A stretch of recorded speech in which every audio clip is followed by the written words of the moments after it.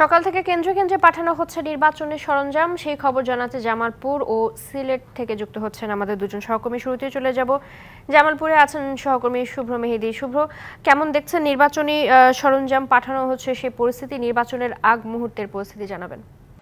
চৈতি ষষ্ঠ উপজেলা পরিষদ নির্বাচনে প্রথম ধাপে নির্বাচনে ভোট গ্রহণ আগামীকাল 8 তারিখ থেকে শুরু হচ্ছে এবং স্বতঃস্ফূর্তভাবে প্রার্থীরা কিন্তু প্রচারণায় ছিলেন এবং গতকাল মধ্যরাত থেকে প্রচারণা শেষ হয়েছে এবং আগামীকাল সকাল 8টা থেকে জামালপুর দুটি উপজেলা, জামালপুর সদর এবং সরিষাবাড়ী উপজেলায় ইভিএম এর মাধ্যমে ভোট গ্রহণ হবে। সেই লক্ষ্যেই কিন্তু ইতিমধ্যেই নির্বাচনী যে সরঞ্জাম রয়েছে সেগুলো বিতরণের প্রস্তুতি নেওয়া হচ্ছে এবং বেলা 3টার সময় এই যন্ত্রপাতি বিতরণ শুরু হবে। ইতিমধ্যেই জামালপুর স্টেডিয়ামে থেকে এই সরঞ্জামগুলো বিতরণের প্রস্তুতি নেওয়া হচ্ছে।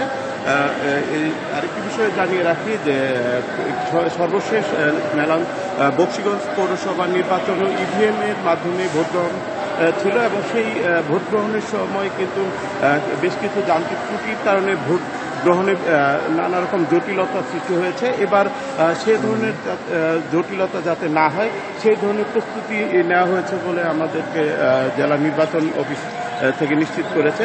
আরেকটি বিষয় চৈতি জানিয়ে রাখি, সেটি হচ্ছে যে জামালপুরের সদরে 5 জন চেয়ারম্যান পদে 3 জন ভাইস চেয়ারম্যান এবং 2 জন মহিলা ভাইস চেয়ারম্যান পদে প্রতিদ্বন্দ্বিতা করছেন। এছাড়াও সরিষাবাড়ী উপজেলায় 2 জন চেয়ারম্যান পদে 2 জন ভাইস চেয়ারম্যান এবং 2 জন মহিলা ভাইস চেয়ারম্যান পদে প্রতিদ্বন্দ্বিতা করছেন।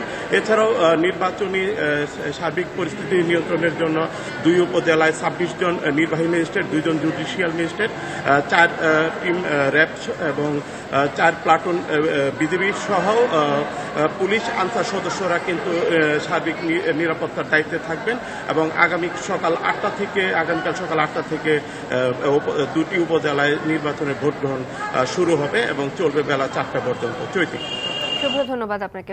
আমাদের সাথে সিলেট থেকে আরো যুক্ত আছেন সহকর্মী প্রত্যুষ তালুকদার। প্রত্যুষ, নির্বাচনের শেষ মুহূর্তে প্রস্তুতি কেমন দেখছেন? চৈতি, আমি এখন রয়েছি সিলেট সদর উপজেলা পরিষদ কার্যালয়ের ঠিক সামনেই, পেছনে সম্মেলন কক্ষ। এই সম্মেলন কক্ষে কিন্তু সরঞ্জাম রাখা হয়েছে।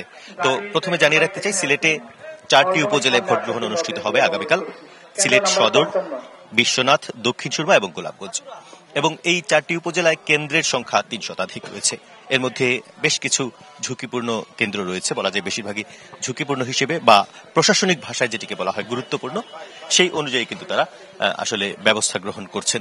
তো আমরা যেটুকু জানতে পেরেছি, এখান থেকে কিছুক্ষণের মধ্যে অর্থাৎ দুপুর 2টায় আসলে সরঞ্জাম বিতরণ করা হবে। তার আগে যে আনুষঙ্গিক প্রস্তুতি সেগুলো কিন্তু নিয়ে রাখা হয়েছে এবং প্রতিটি কেন্দ্রের যারা প্রিজাইডিং কর্মকর্তা রয়েছেন তারা এসেছেন, তাদের সহকারীরা এসেছেন এবং এর পাশাপাশি আনসার ভিডিবি সদস্যরা তারাও কিন্তু এখানে রয়েছেন এবং তারা এসেছেন।